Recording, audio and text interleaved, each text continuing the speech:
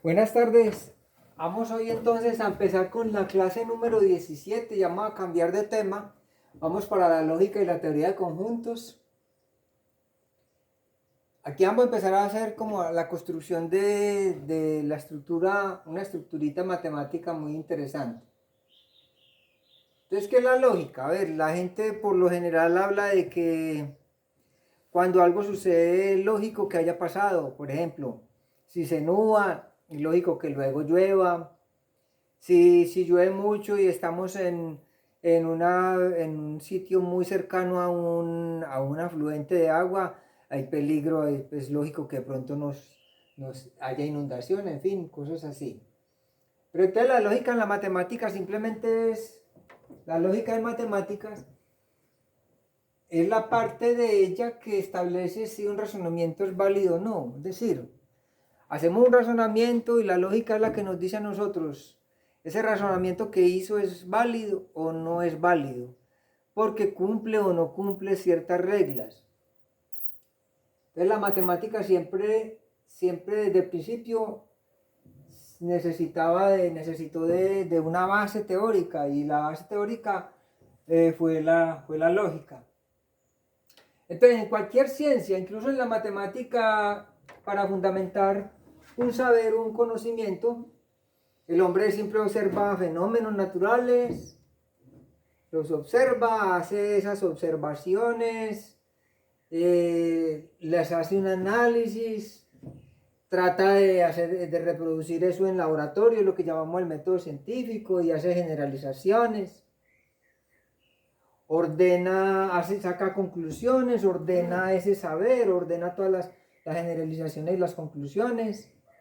Y por último, eh, sistematiza y entonces ya dice que ya le da una estructura teórica al conocimiento que está construyendo o a lo que observó o a la ciencia que está trabajando. La matemática siempre es la base para todas las ciencias porque la mayoría de las ciencias todas utilizan el método científico, aunque hay muchas otras ciencias que no consideran la matemática como una ciencia, pero siempre se apoyan en la matemática. Vamos a mirar una bibliografía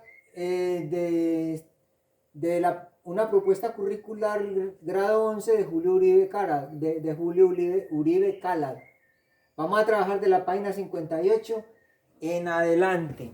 Entonces esa es la bibliografía que vamos a usar. Bueno, entonces matemática, cuando vamos a construir una teoría o, o una parte de una sección de las matemáticas, necesitamos poner unas bases iniciales como son definiciones y axiomas.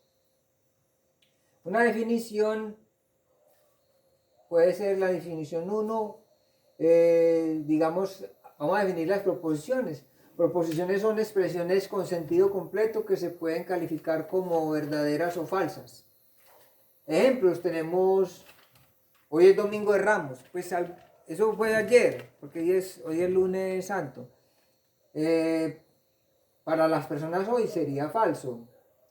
Para personas dentro de un año, el mismo día, el Domingo de Ramos, puede ser verdadero, pero en este momento sería falso. 13 es número primo, eso es verdadero. Está lloviendo, en este momento acá sería falso, quién sabe en qué parte del país sería verdadero. 4 es número par. Bueno, esas son proposiciones, mire que son expresiones con sentido completo y que se pueden calificar con verdadero o con falso.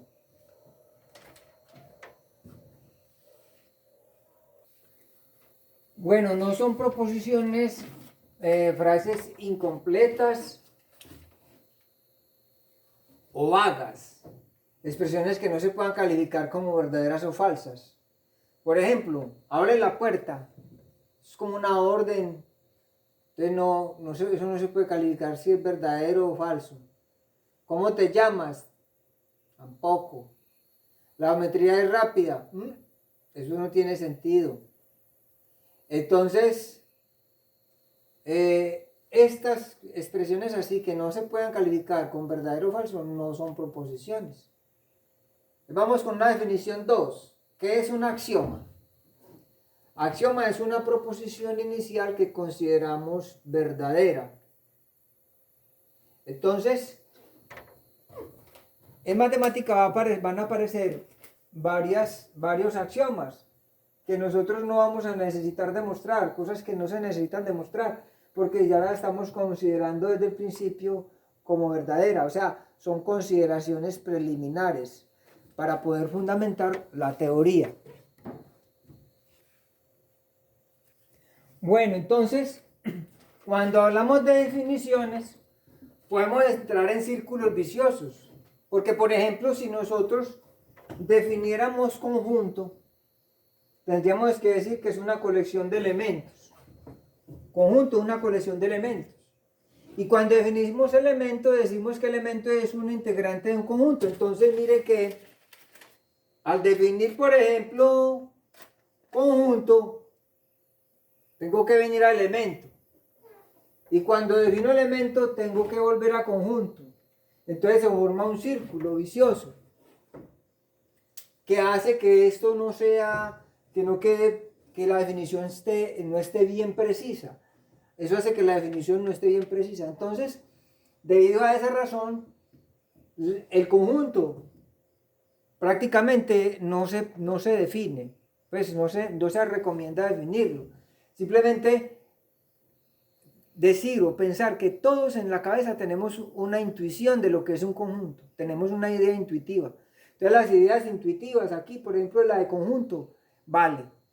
Es interesante porque para definir conjunto nos tenemos que meter en definir elemento y para definir elemento nos tenemos que regresar a conjunto. Entonces es mejor tener una idea intuitiva de conjunto y simplemente decir que los elementos hacen parte de un conjunto. Entonces, de esa manera es bueno tener claro que el conjunto no se recomienda definirlo, Axioma 1. Existe un conjunto L de proposiciones. En adelante toda proposición que mencionemos pertenece a ese conjunto L. Axioma 2. A cada proposición de L podemos asignarle una calificación de verdadero, B, o 1, o falso. Lo podemos indicar con la F o con el 0. Entonces, si es verdadera, le podemos colocar V o le podemos colocar el 1 al frente. O si es falso, le podemos colocar la F o le podemos colocar el 0. Pero no ambos al tiempo. Es decir, una proposición no puede ser verdadera y falsa al mismo tiempo. Eso es muy importante porque eso nos define el axioma 2. Lo podríamos llamar como una ley.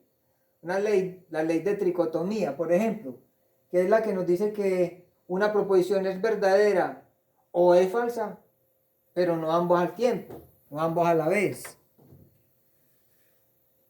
Bueno, perdón, se me confundió con la propiedad de los reales. No, esta ley se llama ley del tercero excluido. Ahí me disculpa, recuerda que aquí yo no puedo corregir, no puedo editar el video, entonces me toca corregir las burradas, las barrabasadas que digo. Entonces, es ley del tercero excluido, que dice que una proposición es verdadera o falsa, pero no ambas al tiempo. Una proposición no puede tener verdad y falsedad al tiempo. Entonces hay que tener cuidado con eso. Es ley del tercero excluido, no lo que yo dije ahorita.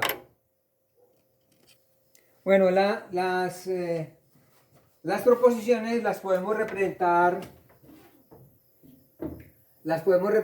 con las letras minúsculas P, Q, R, S, T. Por ejemplo, P puede significar la luna es el satélite natural de la Tierra. En ese caso la podría calificar que esto es verdadero, ¿cierto? O también 1. Los animales ovíparos son cuadrúpedos. Podríamos decir que es falso, 0. En fin, depende, hay que mirar a ver el ornitorrinco y otros animales qué tal. Pero en general podríamos decir que es falso. Bueno, listo. Entonces vamos con otra cosita, que es la negación de las proposiciones. Bueno, entonces, cuando vamos a negar una proposición, se puede hacer de varias formas. ¿Cómo representamos la negación de una proposición? Poniéndole este gorrito de ampersand adelante, entonces esto se lee no P, o poniéndole esta que se lee no R, esta es un angulito así recto, hacia la derecha y hacia abajo, no R, no T, no T. Tanto este simbolito como este simbolito indican que estamos negando la proposición. Entonces, no P se puede, ya teníamos que P es la luna, es el satélite natural de la Tierra. Entonces la negación de P, o sea, no P, significaría o se entendería como la luna no, esta negación se le pone aquí, no es el satélite natural de la Tierra. O también podríamos decir, no es verdad que la luna es el satélite natural de la Tierra. O también, de otra manera, no es cierto que la luna es el satélite natural de la Tierra. Es decir, para negar una proposición, le anteponemos no antes del verbo. O le ponemos no es verdad antes de la frase, antes de la proposición. O le ponemos no es cierto antes de la proposición. Es decir, esto se le adiciona para negar. Esto se le adiciona para negar. Y esto se le adiciona para negar. Así como por ejemplo en no R, los animales ovíparos no son cuadrúpedos. Entonces mire que se le coloca el no antes del verbo. Ahora, si la proposición tiene el no, porque también puede ser así, por ejemplo en este caso T es 2, no es un número primo, entonces la negación de T simplemente quita el no, porque estaríamos negando dos veces. No, no. Y dos veces negar es afirmar. Entonces, la negación de T es 2, es un número primo. ¿Por qué T era 2 no es un número primo? Te repito, si la proposición tiene el no, a la negación se le quita.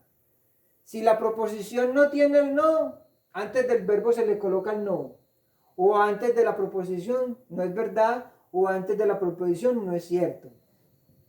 Si la proposición tiene el no, entonces en la negación se le quita, porque sería negar dos veces. O se le coloca al principio, no es cierto que 2 no es número primo.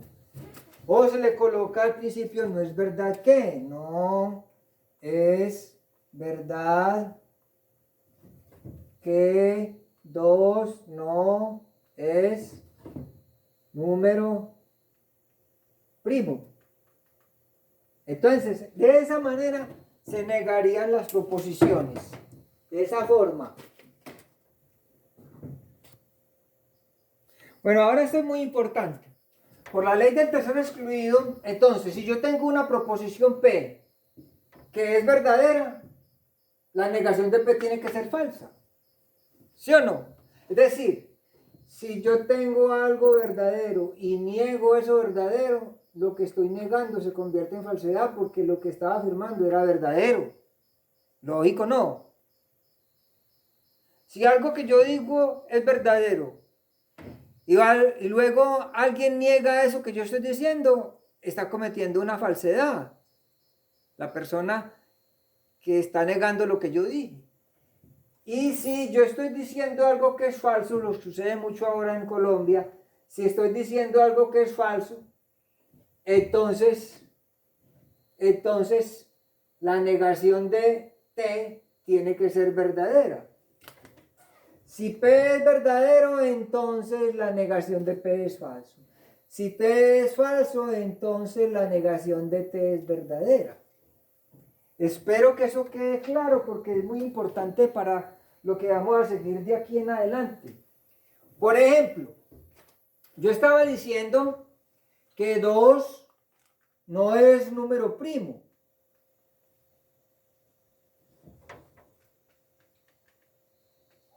¿Cierto? Pero nosotros sabemos que 2 sí es número primo, o sea que esto es falso. Esto tiene valor de verdad falso. Esto es falso. Esto tiene valor de verdad falso. O 0. ¿Sí o no? Pero, si yo niego eso, yo niego que 2 no es número primo. Lo que estoy diciendo en realidad, lo que estoy diciendo es que 2 es número primo. Por tanto, mire que esto sí es verdad. Esto tiene valor de verdad 1. Esto tiene valor de verdad 0. O sea, la negación de algo no implica que sea falso. Es decir, la negación de una proposición puede ser verdadera. Puede ser verdadera. Así como la afirmación de una proposición puede ser falsa. Puede ser falsa. Entonces lo que estamos diciendo es que aquí por la ley del tercero excluido, como no hay posibilidad en las proposiciones de que tengan valores de verdad, pues los dos valores de verdad, si una es verdadera y se niega, la negación queda falsa. Y si la una es falsa y se niega, queda verdadera. Por ejemplo, esta era falsa. Se negó, quedó verdadera. Esta era verdadera, se negó, queda falsa. Esta era falsa, se negó, quedó verdadera, la negación. Entonces, repito, negación no implica falsedad. Usted puede negar algo y al hacer esa negación puede estar diciendo la verdad. Entonces no se puede confundir las dos cosas. Esta es la tablita de la negación. En la tabla de negación tenemos que si P es verdadero, la negación de P es falso. Y si P es falso, la negación de P es verdadero, por la ley del tercero excluido. ¿Listo? Vamos entonces a mirar las operaciones que aparecen con las proposiciones. Bueno, las proposiciones pueden ser simples o compuestas. Simples como las que ya hemos estudiado, las que vimos ahora, P, que hablaba de la luna, Q, que hablaba de los animales mamíferos, y T, que hablaba del número 2, como número que no era número primo. Entonces, esas son las simples. Ahora también hay compuestas. Y las compuestas pueden ser disyunción. Disyunción que puede ser inclusiva o exclusiva. Conjunción, condicional o doble condicional. Entonces, vamos a hablar de la disyunción inclusiva, porque vamos a hacer la diferencia entre la inclusiva y la exclusiva. Nosotros no nos vamos a dedicar a la exclusiva, solamente lo vamos a dedicarnos a la inclusiva, aunque podemos aclarar en qué consiste la exclusiva.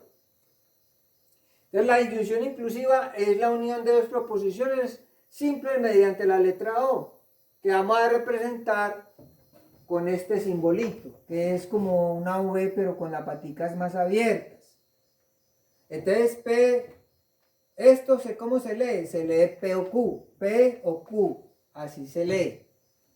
Entonces, a ver, ¿cuál es como la diferencia entre las dos O que nosotros la que nosotros vamos a estudiar, que es la inclusiva, y la que no vamos a dedicarle tiempo, que es la exclusiva?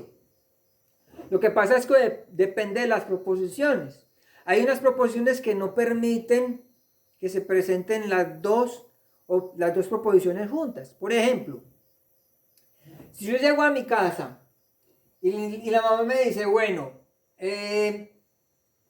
le doy el fresco primero o después, o le doy el almuerzo.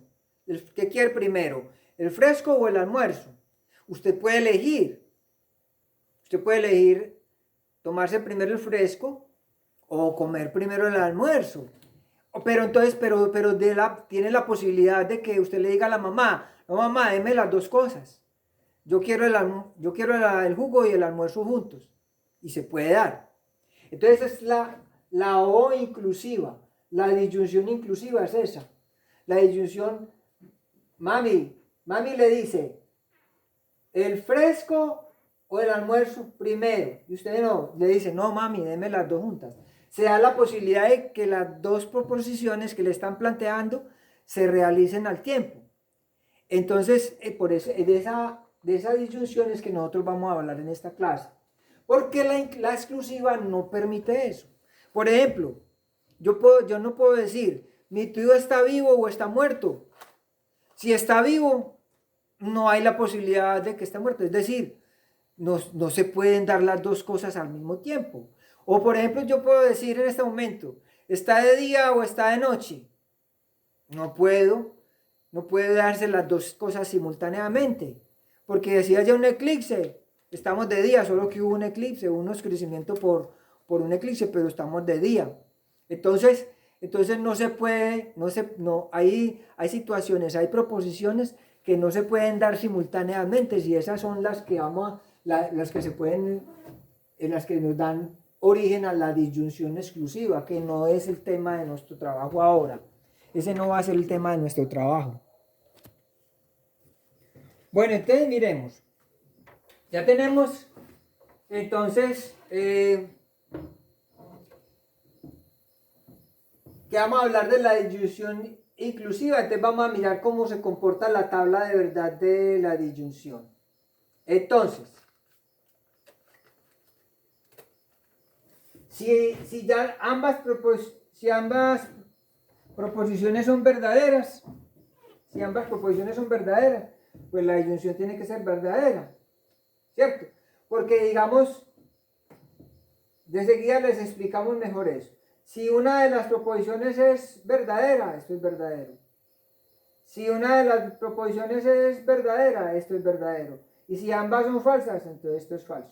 En la única opción de la disyunción inclusiva que tenemos falsedad es cuando ambas proposiciones son falsas. Ya les explico por qué más o menos. Vamos a hacer esto mejor. Verdadero, verdadero, falso, falso. Verdadero, falso, verdadero, falso. Bueno. Entonces, ambas verdaderas, verdadera. Verdadera, falsa, verdadera. Falsa, verdadera, verdadera. O falso, falso, falso. A ver, ¿cómo explico yo esto más claro a mis estudiantes? O a los estudiantes en general. Usted tiene dos opciones. Algo que le hace daño y algo que le hace bien. Lógicamente estamos hablando que gente normal que va a elegir lo que le hace bien. Esto le hace bien y le ponen a elegir. O esto que le hace bien o esto que le hace mal. Esto que le hace mal o esto que le hace bien. Entonces usted siempre se va a ir por el lado que le hace bien. Esto que le da éxito o esto que le da fracaso. No, usted se va por lo que le da el éxito. Porque usted lo están poniendo a elegir. O es esto o esto. O esto o esto. Nadie va a querer fracasar. Entonces nos vamos por el lado del éxito. Entonces, aquí dos cosas buenas, claro. Ambas las puedo elegir y me va a dar bueno. Una cosa beneficiosa y una que me perjudique, pues voy a elegir la que me beneficia. Igual aquí. Pero aquí ya no hay opción. Aquí sí tocó la mala. Tocó la que no me gusta. Tocó la que no me gusta de todas maneras. Entonces, con esto hay muchas cosas importantes que hacer o que definir. A ver, para que aclaremos. Cuando yo estoy haciendo una deducción lógica, por ejemplo, me ponen un ejercicio y me dan unos supuestos. Y digo, sí, si por ejemplo, T o R es verdad, y además me dicen que no, que R es falso.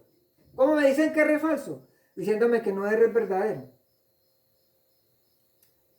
Si me dan T o R y luego me dicen que no R es verdadero, o sea que R es falso, necesariamente entonces concluyo, entonces T tiene que ser verdadero.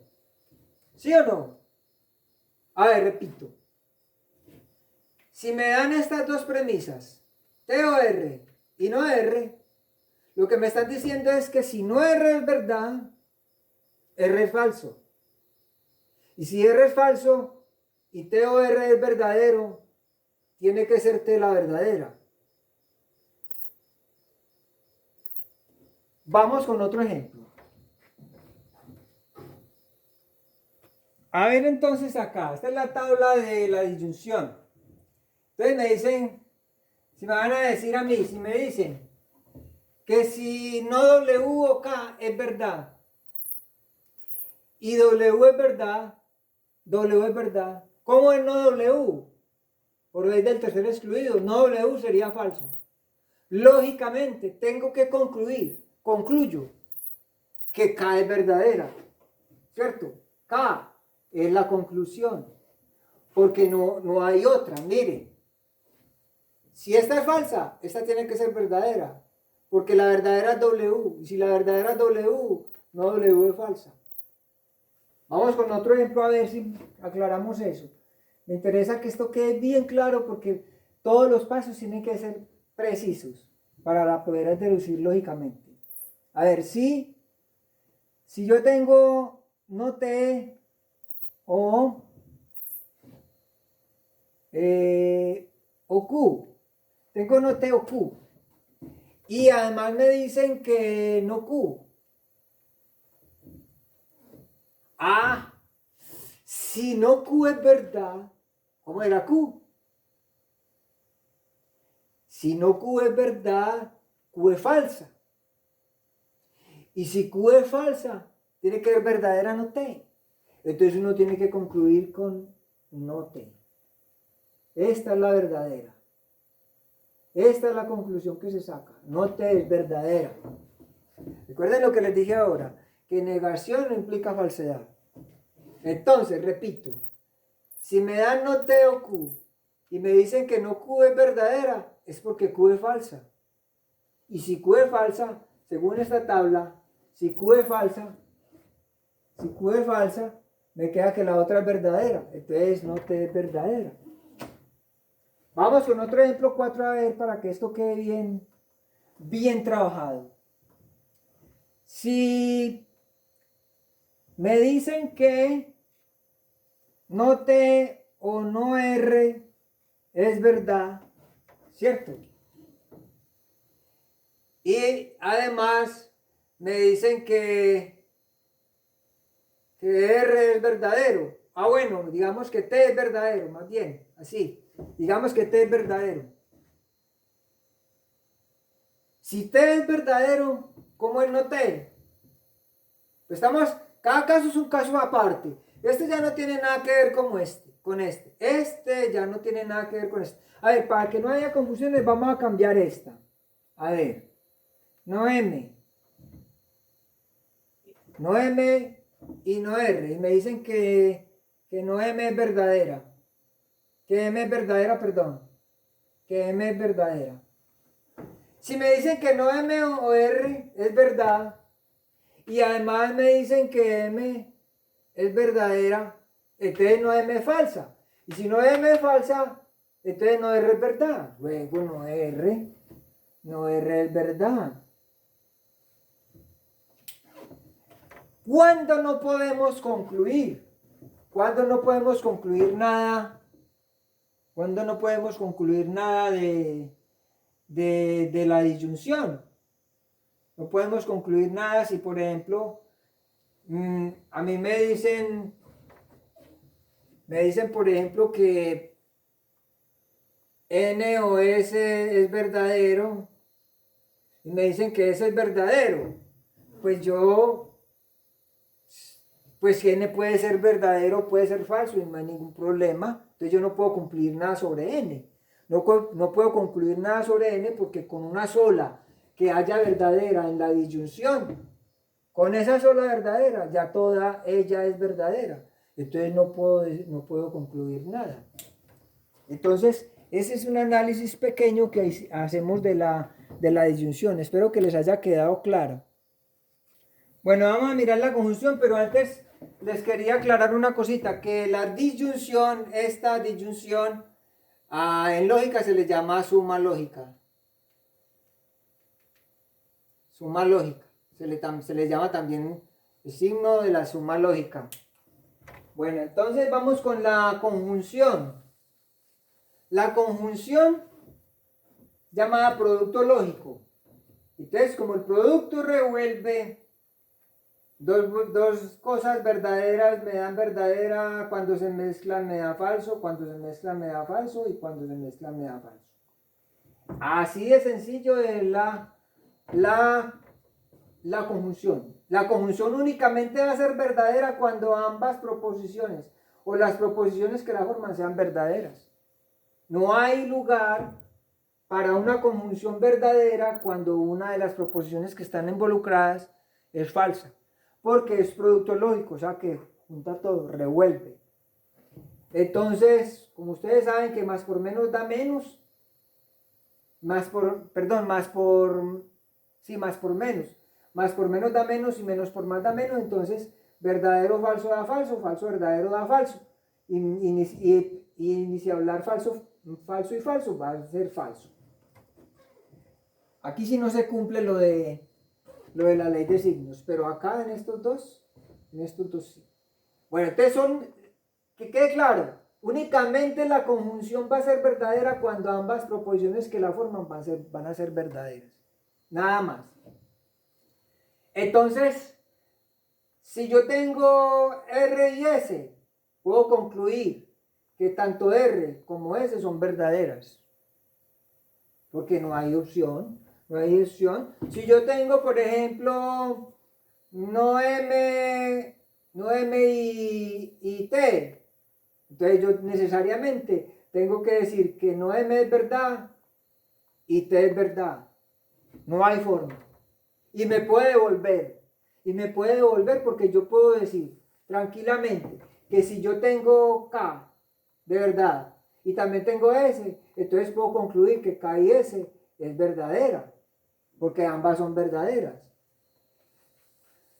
Si a mí me dicen que no R y no T, entonces si no R y no T es verdadera es porque tanto no R y no T son verdaderas. Ahora, mire, observe, que así me dicen que no K y S es verdadera, y además me dicen que K o M, puedo concluir que M es verdad, puedo concluir. ¿Por qué? Porque si no K y R es verdadera, es que no K es verdadera, o sea que si no K es verdadera, K es falsa. Y en la disyunción no pueden ser ambas falsas. Entonces M tiene que ser verdadera. Bueno, estamos empezando lógica nada más. Espero que les haya gustado el principio.